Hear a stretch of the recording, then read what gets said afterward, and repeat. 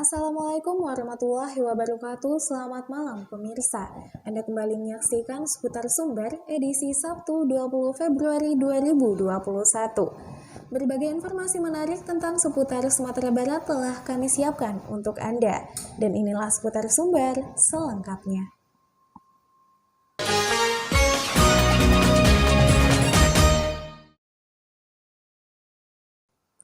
Diawali dengan berita pertama.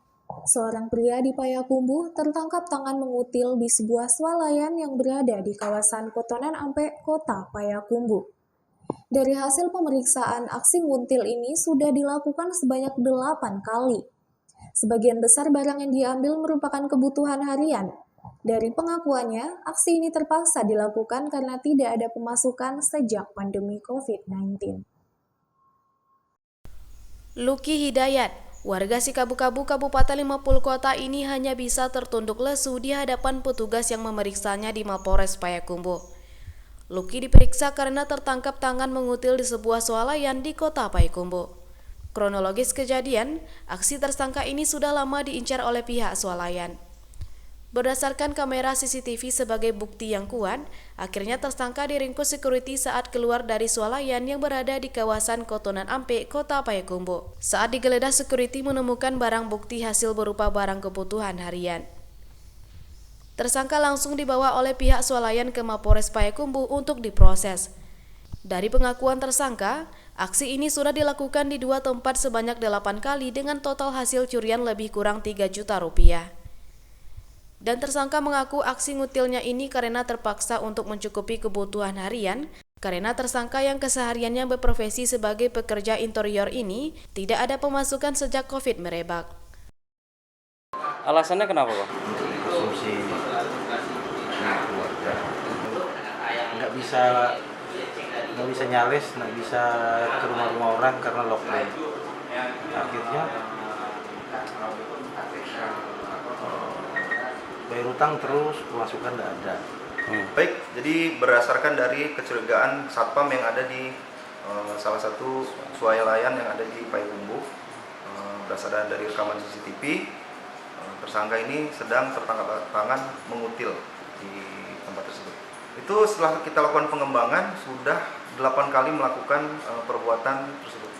Barang-barang itu beragam-ragam, ada barang-barang kebutuhan sehari-hari, kemudian makanan dan minuman. Pasal ini dikenakan 362 KUHP dengan ancaman hukuman 5 tahun penjara. Petugas mengamankan berupa barang hasil curian dan sepeda motor untuk melancarkan aksinya. Kini tersangka hanya bisa menyesali perbuatannya dan untuk proses hukum lebih lanjut tersangka masih menjalani pemeriksaan di Mapores Payakumbuh. Dari Kota Payakumbuh, Ikhlasul Ihsan, Denai TV. Kawasan hutan lindung Bukit Wisata Ngalau Seribu Harau, Kabupaten 50 Kota terbakar Rabu siang. Petugas pemadam kebakaran Kabupaten 50 Kota sedikit kesulitan akibat susahnya medan. Untuk penyebab terjadinya kebakaran hingga saat ini masih belum bisa dipastikan. Si jago merah melalap lahan wisata Bukit Pelang Ngalau Seribu Harau, hutan lindung Rabu siang. Dalam kejadian ini diperkirakan menghabiskan 1 hektar lahan hutan lindung wisata Bukit Pelang Ngalau Seribu Harau.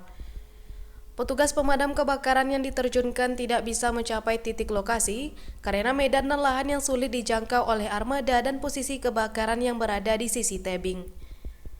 Kepala Dinas Damkar 50 Kota Alfian yang dihubungi lewat pesan singkat mengungkapkan, untuk mengantisipasi perluasan kebakaran, petugas pemadam kebakaran dan BPBD Kabupaten 50 Kota juga berkoordinasi dengan warga menjaga agar api tidak meluas ke pemukiman warga. Sementara itu, warga sekitar dan dibantu oleh pihak BNPB melakukan peninjauan akses dengan melakukan pemetaan ke titik kejadian untuk menindaklanjuti pemadam kebakaran Bukit Wisata Pela ini. Warga berharap untuk proses pemadaman dibantu dengan helikopter agar kebakaran bisa teratasi. Boleh kata niku salah satu penunjang sampai wisata Ngalau Seribu, namanya panorama Puncak Pela. Jadi memang kadang-kadang wisatawan generasi-generasi muda kadang-kadang campingnya udah teh. Kadang-kadang gitu namanya tidak orang melapor itu tidak tahu, tapi sampai kini kita belum bisa memastikan apa penyebabnya. Iya, sedang disurvei. Kita sudah koordinasi dengan semua pihak, BPBD, Damkar sudah berkoordinasi. Mudah-mudahan Iya, sama-sama bergerak bisa teratasi dengan cepat. Oh, tadi sekitar jam 8 kita mulai ke kantor, ya, apinya udah hidup. Dari Kabupaten 50 Kota, Afriyandi, Denai TV. Akibat sisa api unggun yang ditinggalkan begitu saja oleh pendaki, hutan Puncak Pela di daerah Ngalau Seribu, Kecamatan Harau, Kabupaten 50 Kota terbakar. Petugas mengalami kesulitan untuk memadamkan api karena sulitnya medan menuju puncak. Setelah 2 hari terbakar, akhirnya api tadi bisa dipadamkan dengan mengerahkan personil gabungan. Kepulan asap tampak membubung tinggi dari Puncak Pela, daerah Ngalau Seribu, Kecamatan Harau, Kabupaten 50 Kota. Kebakaran hutan di kawasan perbukitan ini sudah terjadi sejak 2 hari yang lalu. Daerah yang terjal dan kemiringan bukit menjadi kendala petugas untuk memadamkan si jago merah yang telah merambat di sekitar perbukitan. Kabid Kedaruratan dan Logistik BPBD Kabupaten 50 Kota Rahmadinol mengungkapkan, kebakaran disebabkan api unggun dari para pendaki yang berkemah selama masa liburan kemarin. Hal ini dibuktikan dengan ditemukannya bekas-bekas api unggun. Diduga api tersebut tidak sempurna dipadamkan sehingga merambat ke tumbuhan kering yang berada tidak jauh dari lokasi. Dengan mengerahkan tim gabungan dari BPBD, Damkar, Kodim dan instansi terkait, petugas berjibaku memadamkan api dengan peralatan seadanya. Karena sulitnya medan, petugas mengalami kesulitan untuk memutuskan sebaran api yang sudah mengkhawatirkan. Untuk kronologis terjadinya kebakaran di Harau itu akibat libur 3 hari berturut-turut kemarin, sehingga ada kegiatan camping anak muda, dan dalam hal ini tidak terpantau oleh masyarakat sekitar, dan mereka membuat api unggun di puncak Bukit Pela di Jorong Harau tersebut. Mungkin mereka tidak biasa dalam pendakian, sehingga api unggun yang mereka bikin tidak padam. Namun dalam hal ini saat ini sedang dalam penyelidikan oleh pihak penyidik Polres 50 Kota. Sebaran api begitu cepat karena banyak pohon dan ilalang kering pada masa kemarau ini. Dan bila tidak cepat diatasi, api akan menjalar ke pemukiman yang berada di sekitar perbukitan.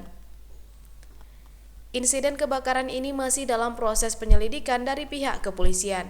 Di Kabupaten 50 Kota sendiri, ada beberapa titik rawan kebakaran hutan dan lahan. Pada tahun 2021 ini, kasus kebakaran hutan Bukit Pela merupakan kasus pertama. Dari Kabupaten 50 Kota, Ikhlasul Ihsan, Denai TV. DPRD Kabupaten 50 Kota gelar rapat paripurna pengumuman pengusulan pelantikan Bupati dan Wakil Bupati 50 Kota terpilih Syafarudin dan Rizky Kurniawan Jumat siang. Pengusulan pelantikan Bupati dan Wakil Bupati 50 Kota terpilih ini dilakukan setelah Komisi Pemilihan Umum Kabupaten 50 Kota mengumumkan Syafarudin dan Rizky Kurniawan sebagai Bupati dan Wakil Bupati terpilih dengan perolehan suara terbanyak hasil Pilkada tahun 2020. Setelah Komisi Pemilihan Umum Kabupaten 50 Kota menetapkan Syafarudin dan Rizky Kurniawan sebagai Bupati dan Wakil Bupati 50 Kota terpilih dengan suara terbanyak di pemilihan 2020, DPRD Kabupaten 50 Kota langsung menggelar rapat paripurna pengusulan pelantikan Bupati dan Wakil Bupati 50 Kota terpilih Jumat siang. Ketua DPRD Kabupaten 50 Kota Deni Asra menyampaikan apresiasi terhadap pasangan Bupati dan Wakil Bupati 50 Kota Irvendi Arbi dan Ferizal Ridwan yang masa jabatannya telah berakhir. Selain itu, ia meminta berterima kasih atas apa yang telah diperbuat oleh Irvendi Arbi dan Ferizal Ridwan selama memimpin. Kedepannya untuk Bupati dan Wakil Bupati 50 Kota terpilih agar dapat bersinergi dalam membangun Kabupaten 50 Kota lebih baik untuk 5 tahun masa jabatan. Kita sudah melaksanakan rapat paripurna terbuka DPRD berkaitan dengan pengumuman pengangkatan wakil bupati dan bupati terpilih pada hari ini. Nah, ke depan, insya Allah pada malam ini juga kita akan menyerahkan semua berkas yang diperlukan untuk melengkapi persyaratan untuk diangkatnya pada tanggal 26 Februari nantinya. Sehingga kami juga sampaikan kepada saudara Segwan untuk segeranya malam ini sampai ke Provinsi Sumatera Barat. Dari Kabupaten 50 Kota, Afriyandi, Denai TV. Dan pemirsa jangan kemana-mana, sesaat lagi kita akan kembali dengan berita menarik lainnya. Tetap bersama kami. Menemani istirahat siang Anda dengan mengungkap informasi unik dan menarik dari seluruh penjuru dunia. Disajikan melalui video yang menarik dan informatif. Segala hal yang selama ini belum terungkap namun menarik untuk diketahui. Serta fakta dan peristiwa menarik yang terjadi di berbagai penjuru dunia.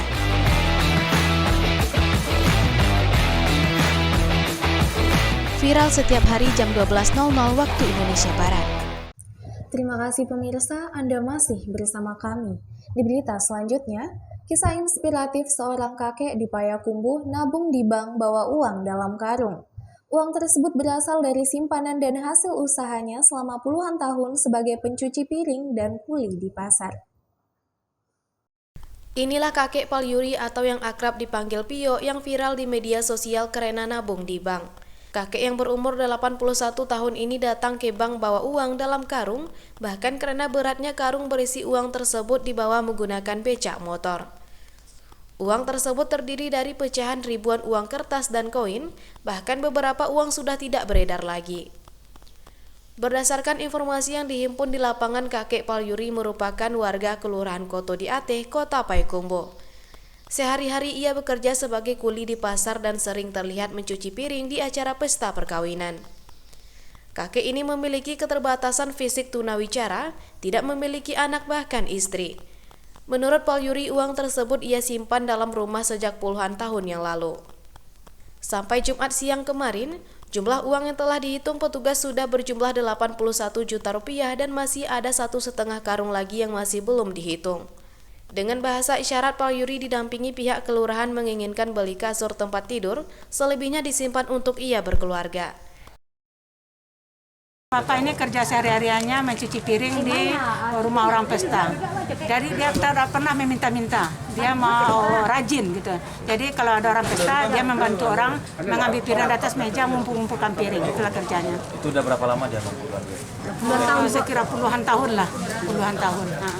Rencananya uang mau diapain? Rencana sekarang disimpan aja dulu. Kemarin dia bilang dikeluarin ke semua kainnya, belikan dia spring bed. Dia mau tidur enak katanya. Ya selama ini dia tidak bisa tidur, dia gini aja di atas rumah itu, penuh dengan ongkokan kain, tak bisa tidur. Jadi dia di atas rumah itu tidur di atas kain, tumpukan kain. Karena tidak mau mengeluarkan kain itu, karena duit isi kain itu. Dari Kota Payakumbuh, Ikhlasul Ihsan, Denai TV.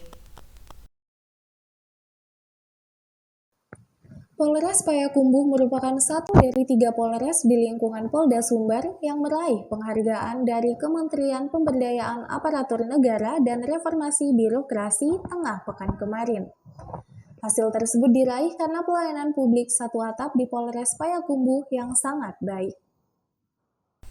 Polres Payakumbuh merupakan satu dari 3 Polres di lingkungan Polda Sumbar, selain Polresta Padang dan Polres Solo, yang meraih penghargaan dari Kementerian Pemberdayaan Aparatur Negara Reformasi Birokrasi tengah pekan kemarin. Penghargaan tersebut diraih setelah hasil penilaian dari Kemenpan RB lantaran terciptanya pelayanan publik yang sangat baik. Beberapa aspek yang menjadi penilaian yakni kebijakan pelayanan, profesionalisme SDM, sarana dan prasarana, serta sistem informasi dan inovasi pelayanan publik. Kapolres Payakumbuh AKBP Alek Prawira mengatakan, Polres Payakumbuh mendapatkan penghargaan dari Kemenpan RB pada saat Rapin Polri, pelayanan publik dengan kategori sangat baik untuk tahun 2020 dengan nilai A-.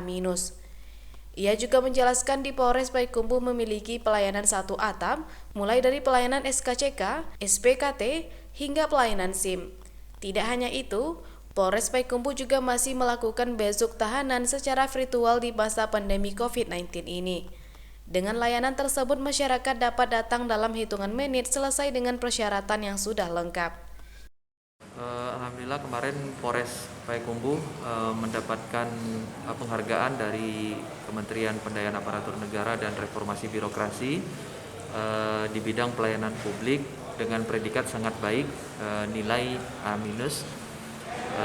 Tentunya penghargaan ini diberikan atas penilaian yang dilakukan oleh Kementerian PAN dan reformasi birokrasi selama tahun 2020 atas pelayanan yang diberikan oleh Polri, khususnya Polres Payakumbuh kepada masyarakat di wilayah hukum Polres Payakumbuh. Selain itu, Polres Payakumbuh juga menyediakan ruang tunggu dengan disertai makanan ringan dan minuman gratis, ruang bermain anak, ruangan menyusui, dan kursi roda untuk disabilitas. Dari Kota Payakumbuh, Ikhlasul Ihsan, Denai TV. Komunitas Forsek Merpati Putih Payakumbuh gelar kegiatan senam bersama di lapangan Medan Bapane, Ngalau Indah, Kota Payakumbuh akhir pekan kemarin. Dalam kegiatan ini, anggota dan koordinasi dari komunitas Forsek juga melakukan jalan santai di area Ngalau Indah, Medan, dan Bapane.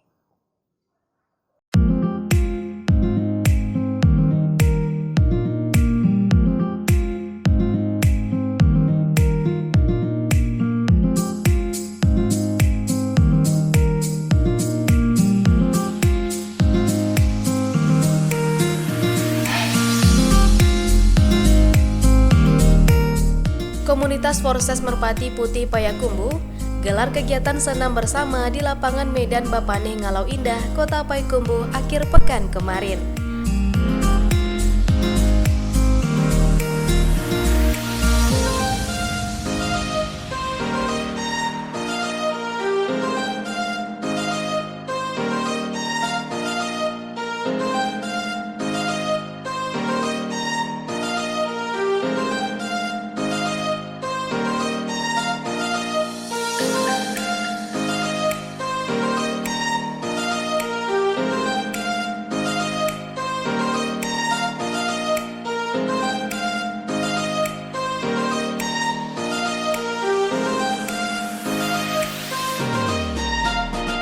Dalam kegiatan ini, anggota dan koordinasi dari komunitas Forsek juga melakukan jalan santai di area Ngalau Indah, Medan, dan Bapane dengan menggunakan dress code baju merah.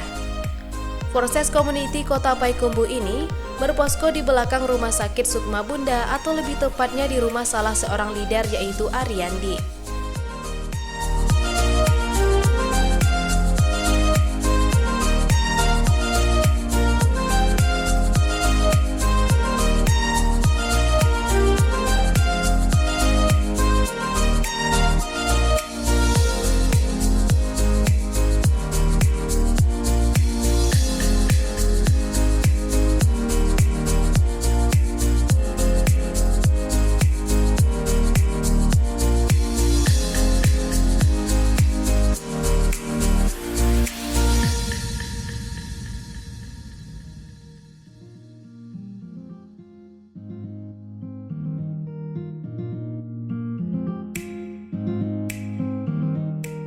Dalam kegiatan ini, diikuti oleh puluhan anggota dari Kota Payakumbuh dan Kabupaten 50 kota.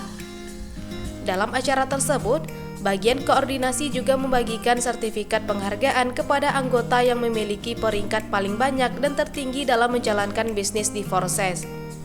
Forsek sendiri adalah sebuah jaringan matriks terdesentralisasi.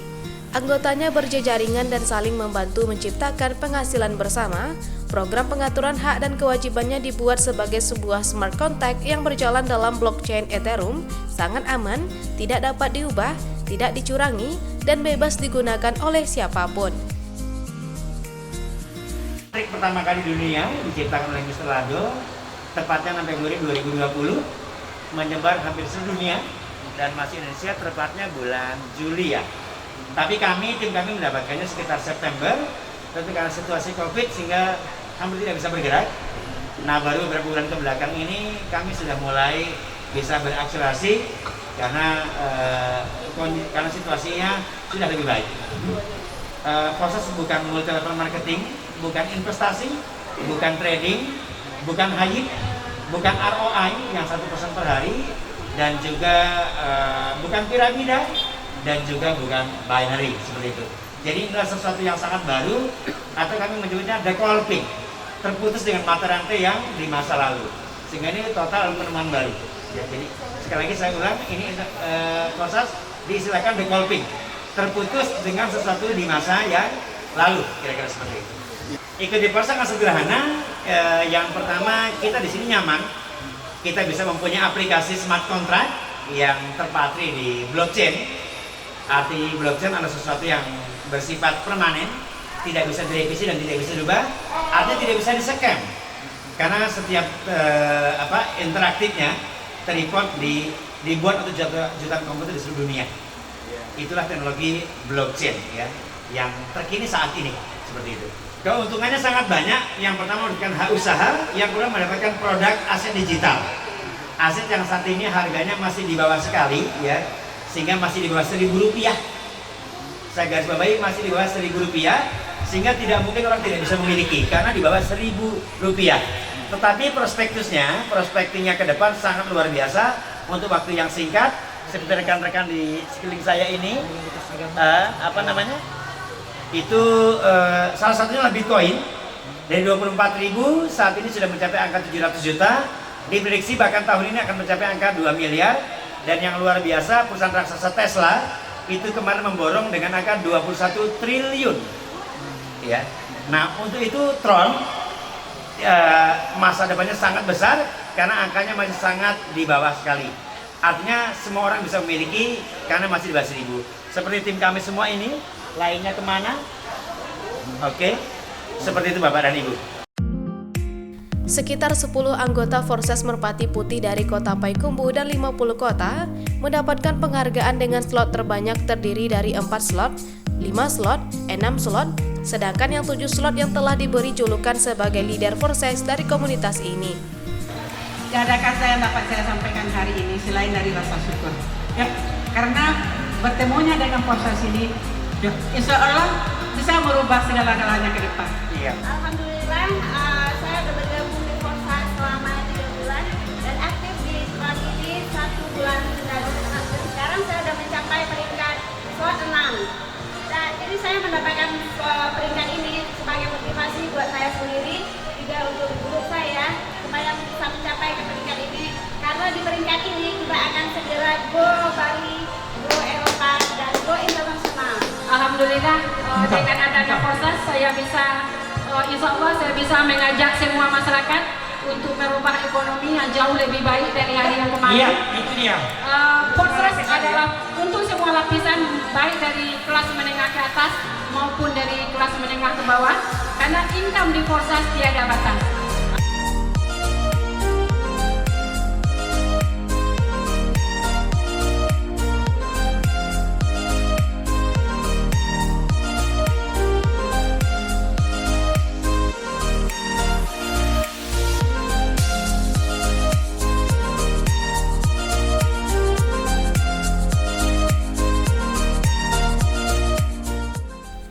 Sebagai media informasi, Forces juga bisa dijadikan sebagai peluang bisnis, peluang karir, registrasi, potensi income, serta aset digital.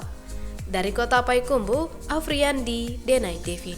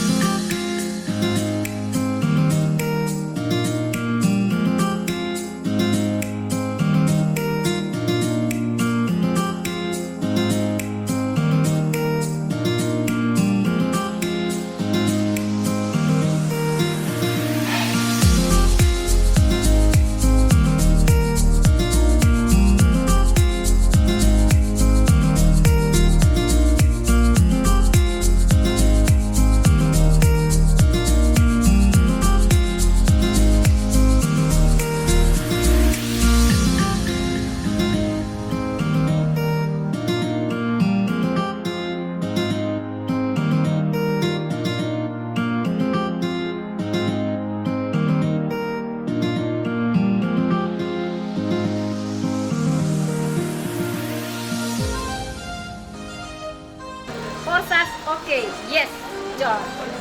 Forces, yes, yes, joy. Forsas, oke. Jangan lupa gabung ya. Aset digital, aset masa depan. Forsas mantap. Forsas oke. Forsas mantap. Proses oke, mantap. Forsas jos. Proses luar biasa. Forsas mantap. Forsas jos. Forsas luar biasa. Forsas luar biasa. Orkes yes. Yes. Forsas luar biasa. Yes. Forsas Santiang benar. Forsas jadi milioner dah.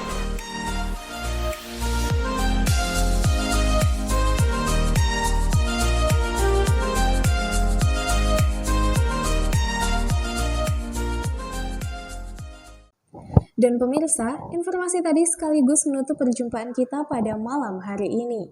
Dan jangan lupa saksikan seputar sumber setiap Senin, Rabu, dan Jumat pukul 19.00 waktu Indonesia Barat. Saya Farida Switasari beserta seluruh kru yang bertugas mohon undur diri. Assalamualaikum warahmatullahi wabarakatuh dan sampai jumpa. Acara ini didukung oleh